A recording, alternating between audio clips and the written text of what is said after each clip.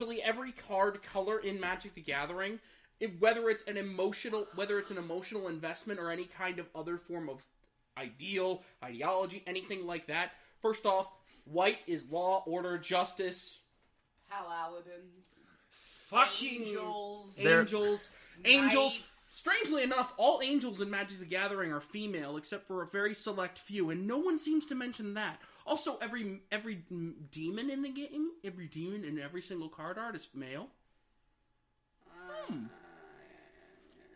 Just a little tidbit there.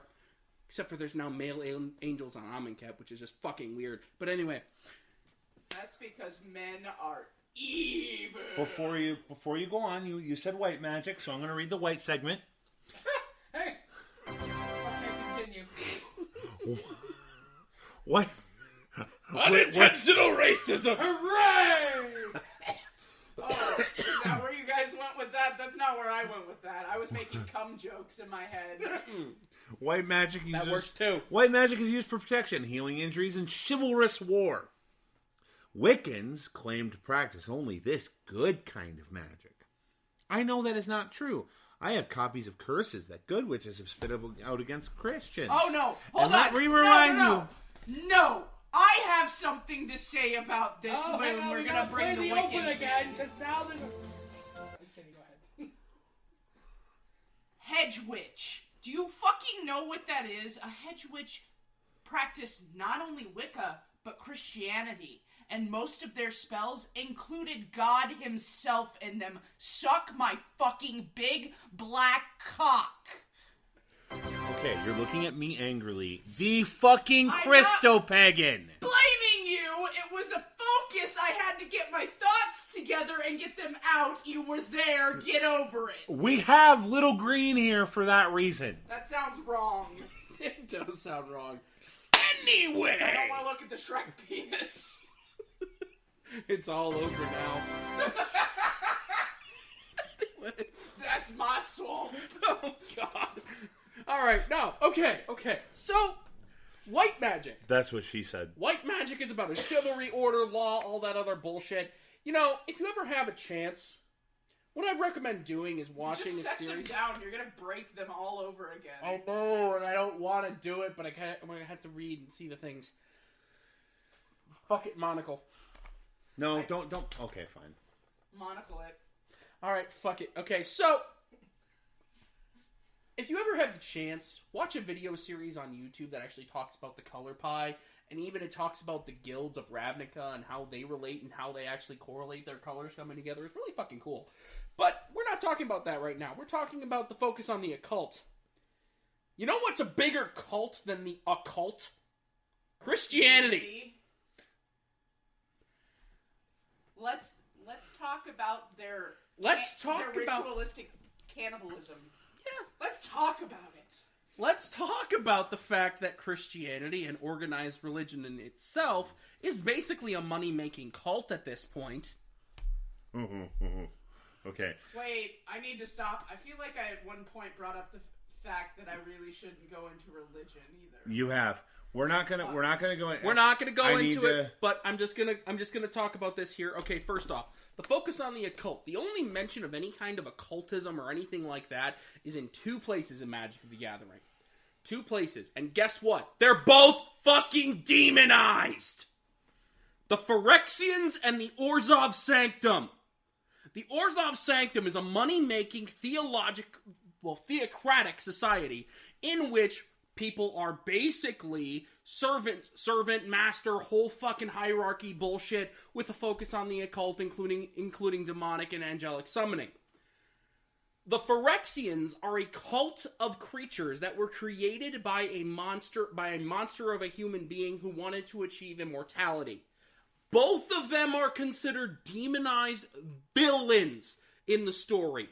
Guess what? A focus on the occult would mean that a focus on the occult is a good thing if it's demonizing the occult in your fucking mind, buddy. If you think that the occult is bad, so does magic. Fuck off. Next point. Now you're going to need to bear with me while I read this next little part. Because Seeing as we're talking about magic, can I just ask one question? Do any of you know who Phil Foglio is? I know of Phil Fogley. I know the name. He's an artist. Yeah. Based on many a Magic card. I'm just pointing this out. He did a personal piece for a friend of mine that this here came off of. So, I may not be a huge Magic the Gathering fan, but I do appreciate good art. The art, yeah. The art is pretty! That and the flavor text. Oh, The God, the addictive flavor text. nature of the game. Wait, We're talking about WoW now? There are Magic literally addicts support range from kindergartners to middle-aged professionals. There's my problem. There aren't kindergartners. There are not kindergartners that play frickin' Magic the Gathering. Nope. There was like a 5-year-old at the open house not last weekend. Well, yeah, but, you know, my 9-year-old was at the open house on the last weekend. And they give them these little tiny decks that don't do anything. Yeah, we're gonna have to change that. Because you don't know anything. Because they treat you like idiots. So, basically, this is saying that, let me issue a solemn warning to parents. Magic the Gathering is dangerous because it conditions the minds of the players to be receptive to the occult and violence, and those who really get into it become addicted. It becomes the focus of their lives. This is obviously the deck that he saw. Really is. Here's the thing. This is starter deck right here. This is what he saw. It's nothing. It's got but, bats and it's zombies nothing and... but zombies and hellish creatures, except for that one. But that one's interesting looking. That's an Aetherborn. Yeah. That's a sexless creature. Oh my god. A gender-neutral creature! Alright. How can you imagine something gender-neutral? Oh wait, angels. So we're on the addictive nature of the game. It's less addictive than WoW, that's all I have to say. I swear to God, it's like you give him you find that topic, and he just won't stop talking. Yeah, I mean, it's kind of like Operation Overdrive. I'm gonna... Ah! Yes, I've been waiting! Are you You all know, right? that wouldn't have been so bad. Had you saw it coming? No, had you not picked one of the worst parts of my body to hit. It was a shoulder punch. Right, to the shoulder I've dislocated 13 times. How was I supposed to know this? Oh my Mitosis? god. I'm All right. sorry. Ooh, that felt good. Okay, so anyway. See, I helped. Yeah, it popped. Yeah. So, Can we talk about addiction? yeah. Can we talk about the fact that addiction isn't based off of the item? It's based off of the person? I see your timer. I give no fucks. Anyway. Hey, they talk mentioned about- Persona. Oh, never mind. They don't mention Persona. Sorry. I was gonna say, I'll kill somebody. Addiction is not I think this based off guy's- of the item or items or object. Addiction is actually caused by the fucking person. Yes, there are addictive substances in the world, and they are designed to be addictive. Magic the Gathering is not designed to be addictive. It's addictive because it's a collectible. Collecting is by nature an addiction trigger to 90% of people with addictive tendencies or addictive genes. The fact that Magic the Gathering is a deck-building game where you actually collect things is one of the primary reasons why people bitch and moan about the price of cards in the aftermarket. Oh, guess what? You know what Magic addicts, people who actually hoard cards for a long period of fucking time do? They make fucking bank selling them! You know why? Because Wizards of the Coast is very good business. There are very good business minds in that group. They know what they're doing when it comes to maintaining a good and healthy aftermarket and current standard market. Not only that, but guess what? I've been playing Magic for what, 20... Fuck, I've been playing for 23 years. And guess what? I'm not addicted. I don't fucking blow my paycheck to go buy a booster box. You know what? I budgeted to make sure that I could go to pre-release this weekend. You know what happened, though? Life got in the way, and I'm not going. I'm not holding on to that money, saying that I'm going to be, hey, I need this. I need to go, because I need my fix, man. It's not like you open a pack and it's like, Oh, yeah, that's good shit. I do that, but I only do that because I love the smell of new cards. I do too, but I'm not saying it's because it's a fucking fix. You're both wrong. The best smell in the world is old books. I mean... Well, I'm not saying it's the best smell in the world. I have a different idea of what the best smell of the world is. We need to make a slack off the show air fresheners, old books, freshly opened packs, booze. Yeah, that would fit. Sploosh. Thud. That chair. Spencer's chair. Not anymore. Yeah, it's officially charismas. Anyway, next point. Let's go. Rapid fire. Let's go. The identification of players with evil characters. Oh my god, I just need to get out of his way now because he's going to kill me. I refer to my first point. Okay, I think that time he just came in his pants. He was so excited to argue about it. I refer to my first point with the fact that the occultism and other creatures that associate with the occult are demonized.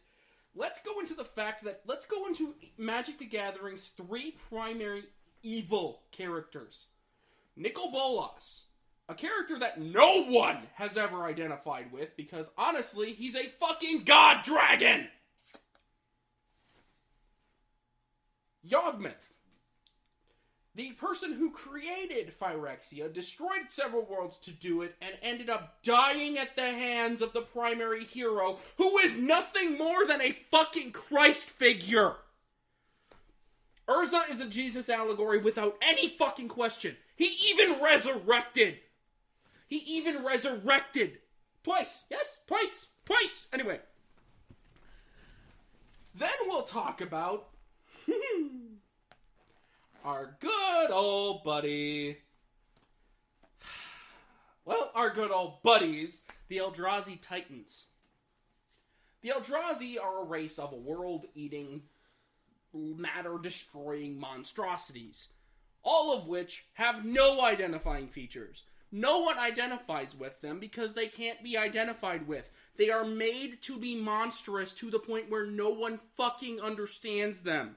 That's the reason why they're so scary. No one knows their motivation. No one knows what they want. No one can identify with them. And then we'll talk about the primary characters, the 5 major characters in Magic the Gathering that everybody who's ever played the game in even a casual sense knows about. Now, here's the issue. We're talking 1995 when most of these characters did not exist. Jace, Liliana, Gideon, and Chandra all existed in 95. Morrowind came out in 93. Oh, okay. Yeah, you're right. Okay. Sorry. My point is moot. Johnny, too. Anyway. So, our last timer went off. Just let me get this out of here. All right, go ahead. Jace Beleren, the Mind Mage, who spent most of his time basically being the slave to an evil creature, who ended up liberating himself and basically becoming, a massive diplomat. Gideon Jura, the guy who practices law and invincibility magic. How is he evil? Chandra Nalaar, a young girl whose one of her parents, were killed right before her eyes, and she basically imploded like a teenager. Liliana Vess, a former healer who used the power of necromancy to bring her brother back to life and try and save his life. Yes, misguided, not evil. Nissa Ravine, literally fucking tree hugger. I like to hug the trees. Her best friend is an embodiment of the earth. What does that have to do with the fact that I enjoyed saying I like to hug the trees? I'm just saying, she's literally a tree hugger. That's her whole thing. She's like, I'm going to save my world. I'm going to save it. I'm going to hug the trees back to life. You realize you've seen my attire. I am a hippie at heart. I know. Yes, at heart and partially at mind, but Isn't there one other thing? The violence part. But you've already basically covered that. Yes, I have. So you know what?